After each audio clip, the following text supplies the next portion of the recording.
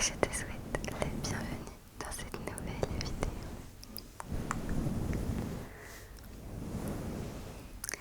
Petit disclaimer à chaque fois que je commence les vidéos, il risque d'y avoir des bruits de fond puisque je tourne alors qu'il y a toute ma famille à la maison. Généralement j'essaie de faire en sorte de prendre des créneaux où je suis toute seule pour éviter les petits bruits et surtout pour éviter de dire à tout le monde je tourne alors que tout le monde se tait, ce que j'ai dû faire aujourd'hui. Et en plus je pense que je suis la pire personne de la Terre puisque je leur ai demandé de couper les clims parce que ça faisait du bruit. En temps de canicule, cela équivaut à, j'en sais rien, un arrêt de vie de toute la baraque. En vrai, ils sont plutôt compréhensifs, donc ça va, je ne vais pas me faire jeter dehors à la fin de cette vidéo. Mais j'en pouvais plus, j'avais trop envie de tourner, surtout que c'est une vidéo qui compte énormément pour moi, puisque comme vous l'avez vu dans le titre, je vais vous présenter mes meilleurs fake dating, qui est ma trope préférée au monde. Voilà, donc comme on est en canicule, je suis luisante. Ce n'est pas de l'highlighter, c'est uniquement qu'il fait très chaud. Avant, je voulais vous présenter mon petit achat dernièrement, puisque je suis allée à Disneyland Paris la semaine dernière avec mon copain, puisqu'on a fêté nos 1 an. Et il sait que je suis une folle dingue de Disney. Et lui ne l'avait jamais fait, et donc il m'a fait la surprise de m'emmener à Disneyland Paris. Et je voulais absolument m'acheter un Loungefly. Les Loungefly, ce sont les petits sacs qui sont caractéristiques principalement de Disney et qui se focalisent du coup sur un personnage, un univers, un film avec, j'en sais rien, une DA bien à eux. Et pour une raison que j'ignore, je trouve ces sacs très ASMRisants. Et là, il y aura une petite anecdote avec, mais j'ai mon nouveau Loungefly, mon premier Loungefly.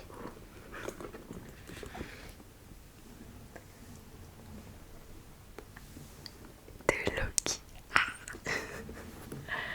Voilà, avec le petit Disneyland Paris derrière.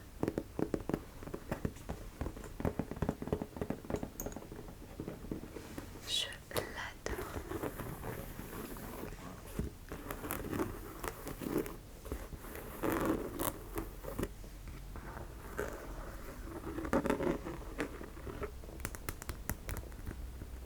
Donc là c'est du coup de la licence Marvel, mais c'est Disney quoi. Loungefly, j'adore. Il était en solde, donc normalement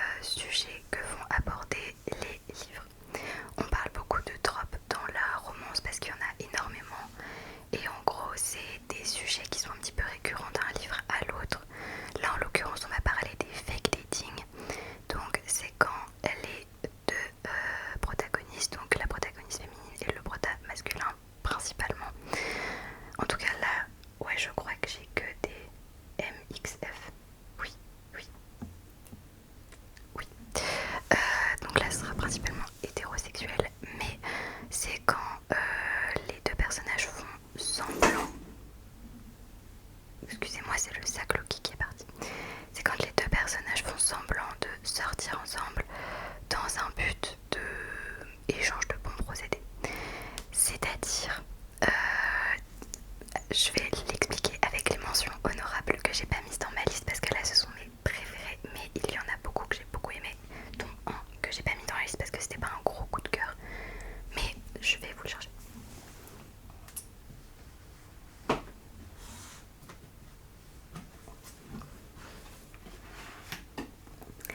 Voilà, donc pour expliquer, j'ai pris Romance à l'anglaise de Erika George, publié aux éditions Casterman. Voilà. Et donc, par exemple là, donc moi je les ai pris parce qu'en fait ils ressemblaient beaucoup à Elisabeth Bennet et Darcy de Orgueil et Préjugés, qui est mon film préféré, la version de 2005. Mais là, ça fait un moment donc je me souviens plus des noms. C'est Blitz et Briggs, c'est ça. Et donc en fait, c'est un fake dating, ouais, j'ai un doute.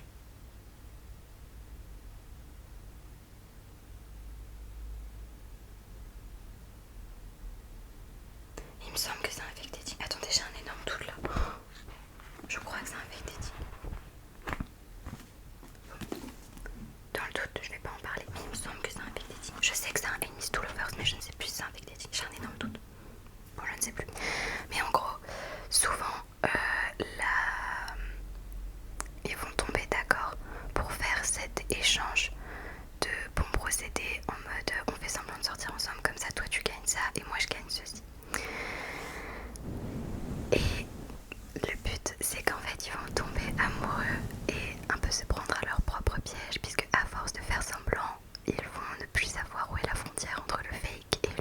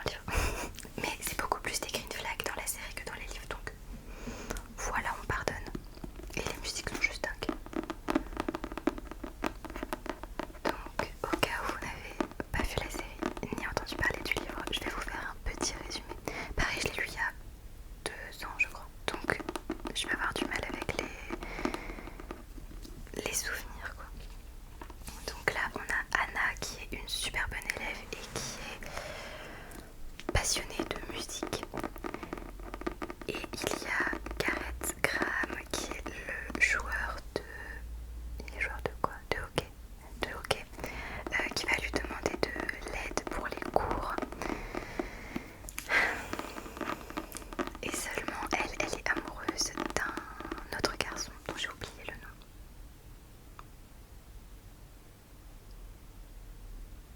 Bon, je sais plus quel est le nom du mec. C'est pas Jason. Ça commence par un G, je crois, je sais plus. Bref, et en gros, elle va lui donner des cours et lui, en échange, il va lui proposer de lui donner des techniques de drague pour qu'elle sorte avec c'est un footballeur dans le livre et c'est un musicien dans la série.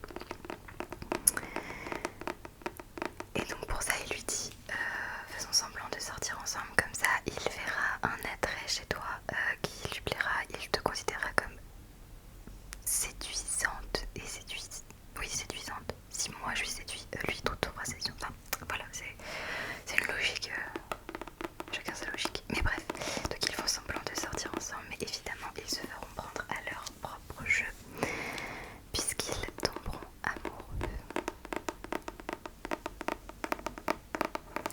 C'est très smutty, voilà. Et j'ai beaucoup aimé les problèmes aussi des deux. Ils ont des traumatismes bien à eux, mais qui sont bien développés, bien transcrits et surtout sans red flag. Je trouve que l'écriture elle était empathique sans être c'était pas le but, c'était pas de vous faire pleurer quoi, mais les traumatismes sont très voilà, il y a des trigger warnings quoi, faites attention. Mais c'est un grand oui, évidemment. Voilà. Ensuite, ah oui, et du coup, j'aimerais beaucoup lire The Mistake, donc le tome 2 des Off Campus, parce que John Logan. Ensuite, on passe à A Witch's Guide for Fake Dating a Demon de Sarah Hawley des éditions Rajo New Romance.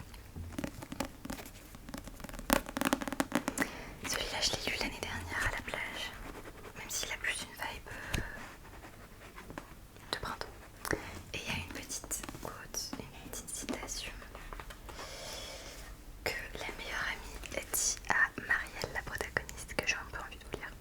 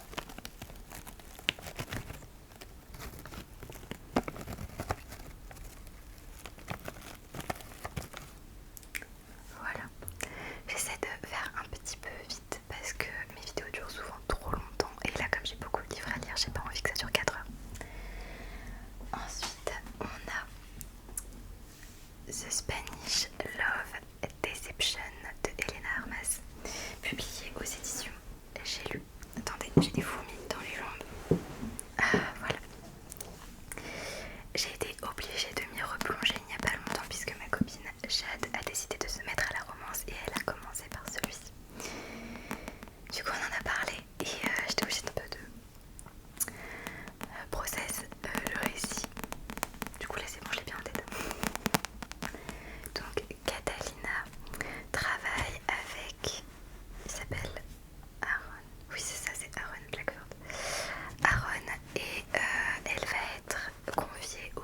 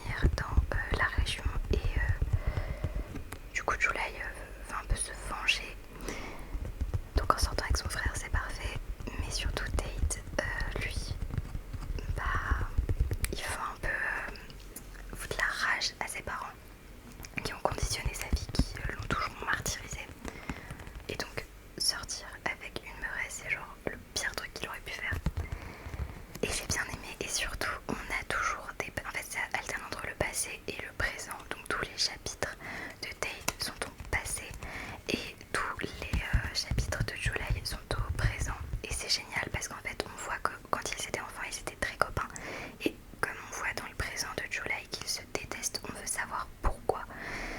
C'est génial, c'est juste incroyable.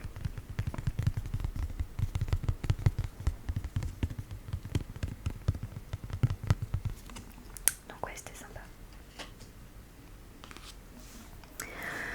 Ensuite, qu'est-ce que serait une vidéo de Tabule ASMR qui ne parle pas d'Ali Hazelwood, et qu'est-ce que serait une vidéo de Tabule ASMR qui parle de fake dating sans parler de The Great, The Perfect, The Love Hypothesis, OMG, d'Ali Hazelwood, publié chez Hauteville. Non, vous ne rêvez pas, je l'ai en 2 éditions. Je l'ai lu dans sa forme brochée, et mon chéri m'a ouvert la version JSP puisqu'il a lu The Love Hypothesis. Et bah, il y a les chapitres bonus là-dedans, et en plus il est beau, donc il me l'a ouvert. Ah, il y a un trigger que je voulais absolument sortir. Voilà, la pile à côté de moi commence à grandir. C'est celui-là parce qu'il a la même couleur et ça fait un peu chimie, je trouve. Donc je vais encore parler de The Love Hypothesis, même si avec le temps vous devez être au courant. Et si vous ne voulez pas le lire, sachez que le film sort sur Prime Video en septembre 2026.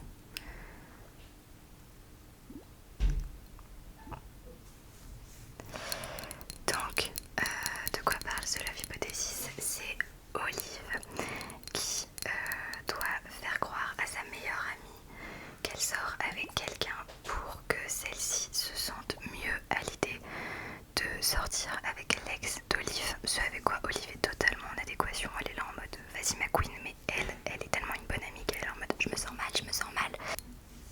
Et donc pour éviter que sa meilleure amie se sente mal, elle lui a dit non mais t'inquiète ma queen, je sors avec quelqu'un, ce qui n'est pas vrai. Et elle se retrouve à embrasser le premier venu. Or le premier venu est Adam Carlsen, un professeur de l'université, pas son professeur.